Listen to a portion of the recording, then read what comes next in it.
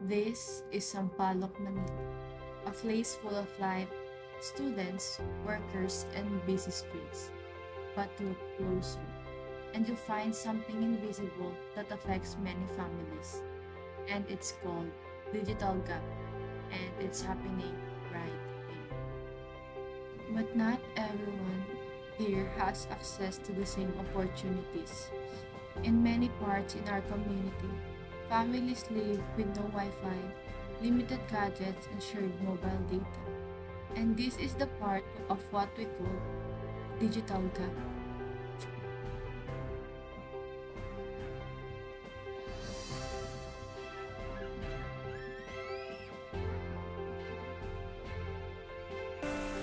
Yung mga anak ko, naghihiraman kami nung isang cellphone dahil nag-uusap-usap sila ng mga teachers niya, mga kaklase.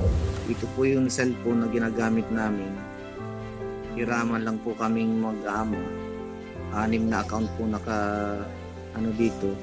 Salit-salitan sila pag kinakausap sila sa GCs. Kailangan pa po bilisan ng paggamit ng cellphone dahil may gagamit pa po ng ibang. The digital gap is the unequal access to internet, devices, or digital skills. In our community, the biggest problem is limited or no internet access at all. Many of the families depend only on mobile data or piso Wi-Fi zones. And now, let's ask my friends why it matters.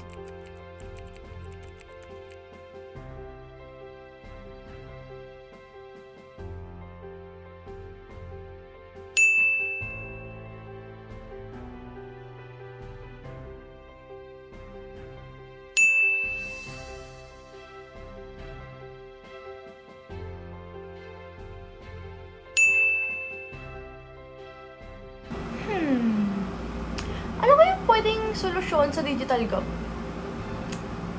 Meron yan. 3 solusyon.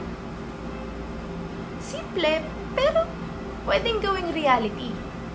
Number 1 po, have stronger barangay Wi-Fi zones, open for all students. Sobrang makakatulong po ito sa aming mga estudyante. Lalang-lalo na po sa mga katulad kong naglo-load po para makapag-attend ng online class or makapag-aral, makapag-search po sa Googles. Number 2 po is having community tech workshops to teach people how to use app, forms, and tools. Meaning po nun, makakatulong po tayo sa mga matatanda. At hindi lang po sa mga matatanda, sa amin din pong mga bata. Kasi po, hindi naman po porket bata kami, maalam na po kami sa digital skills. Minsan po ay nagkukulang or hindi din po kami maalam dyan. Kaya, mas mabuti po na magkaroon tayo ng workshops about sa kung paano gumamit ng ganitong app or mga forms or tools.